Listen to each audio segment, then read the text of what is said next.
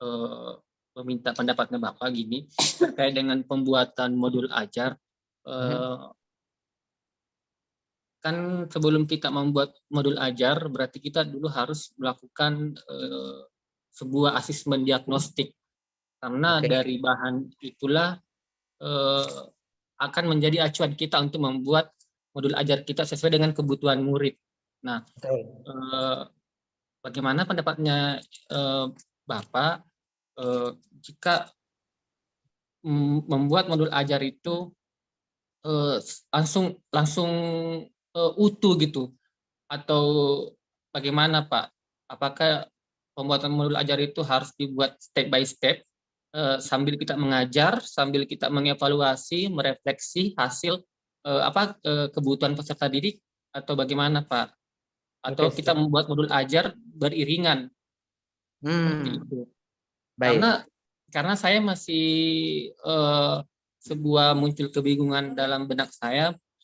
Kita buat modul ajar dulu, tapi kita belum tahu kebutuhan murid itu seperti apa gitu. Nah, karena kita belum asesmen. Nah, kita sehingga dari asesmen itu akan menjadi sebuah data. Dari situlah kita menarik, oh murid saya maunya seperti ini, oh murid saya maunya model seperti ini, seperti itu. Jadi kira-kira apakah saya tidak apa-apa membuat modul ajar sembari saya mempelajari seperti apa kebutuhan murid saya, seperti itu, atau bagaimana Pak? Apakah ada tanggapannya itu Pak? Siap, terima kasih. Mohon izin Bapak Ibu ya, semua ini bukan hanya untuk Pak Andi ya, tapi semua ya. Karena saya yakin 1000% bukan masalah Pak Andi Atman saja ini. Kalau saya pribadi gini Bapak Ibu, kan di awal, kalau saya sih menyebutnya bukan asesmen diagnostik Pak Andi, tetapi lebih ke asesmen awal. Karena kalau misalkan asesmen diagnostik itu adalah asesmen yang mengcover seluruh profil daripada siswa.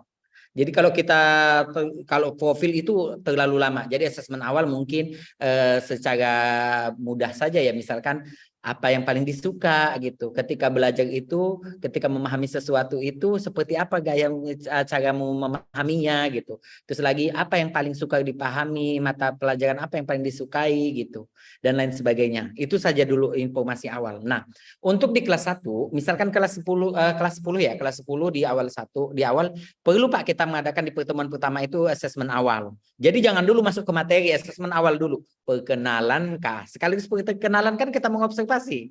Oh, anak ini begini-begini. Terus satu lagi kita asesmen juga ininya, kemampuan mereka. Kemampuan mereka kita gunakan soal gitu ya.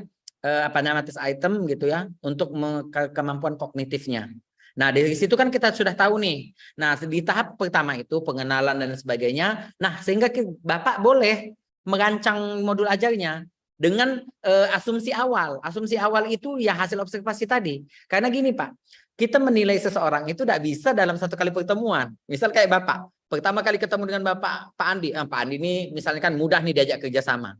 Tidak bisa, tetapi setelah kita beberapa kali pertemuan Pak. Ya. Nah, jadi silahkan Bapak kembangkan sesuai hasil observasi awal atau asumsi kita. Berdasarkan hasil observasi ya, asumsi kita tadi, silakan berdasarkan dengan gaya belajar ini.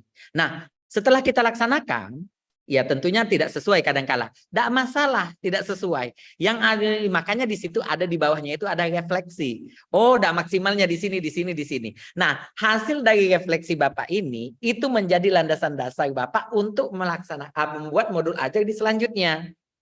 Apakah dengan gaya belajar yang tadi itu tidak maksimal? Misalkan pakai gaya A dan gaya B Bapak bilang. Terus ternyata oh tidak maksimal, ternyata anak-anak tidak terlalu suka. Berarti hasil saya kemarin itu salah.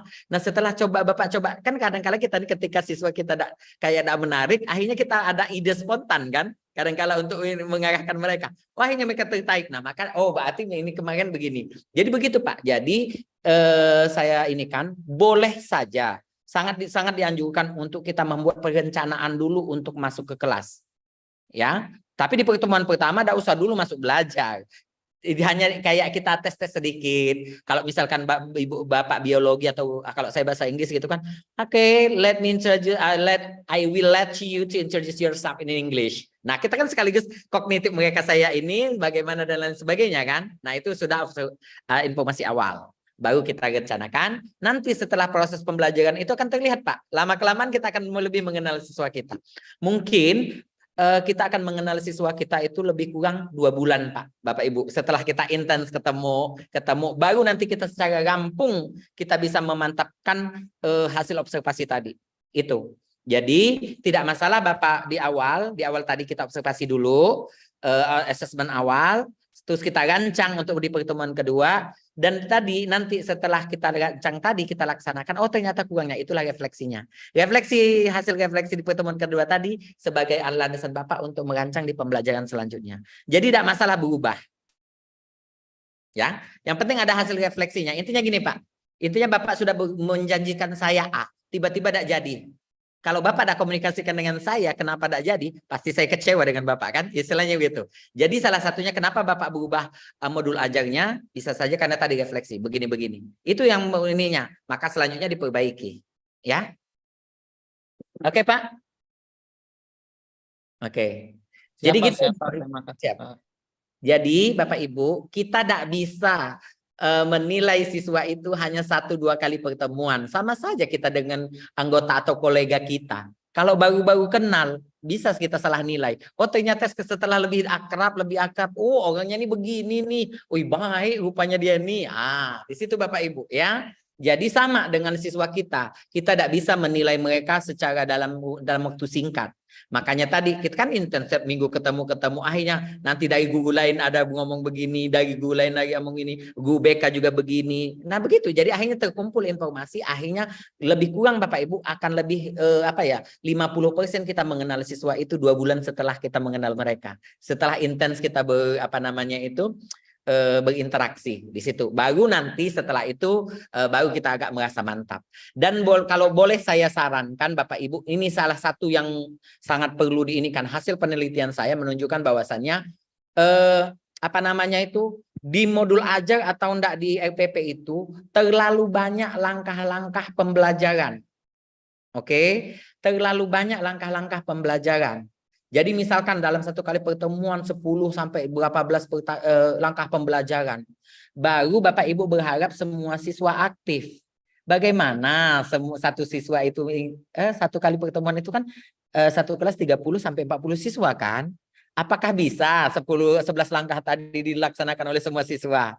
Jadi sederhanakan saja materinya, kira-kira bagaimana, intinya semaksimal bagaimana ya.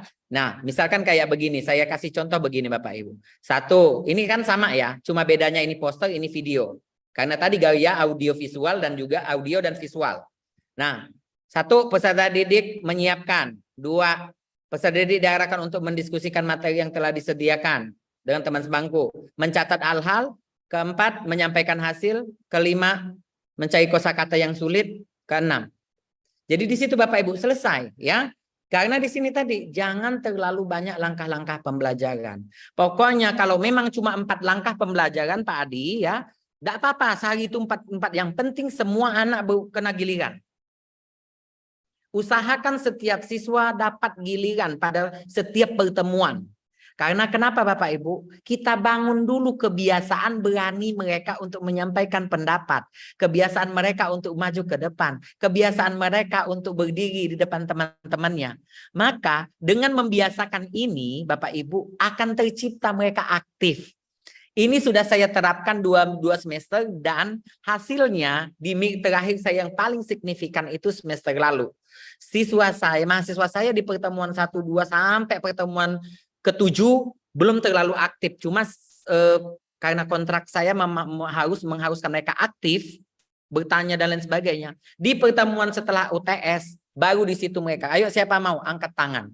Karena tadi Bapak Ibu, dia butuh proses, memberanikan diri menyampaikan pendapat di depan orang lain, terus maju ke depan dan lain sebagainya. Di situ ya. Jadi Bapak Ibu, saya tekankan lagi, mohon langkah-langkah kegiatan inti pembelajaran cukup di esensi saja. Jangan terlalu banyak. Kalau memang medianya cuma 1, ya sudah 1 saja.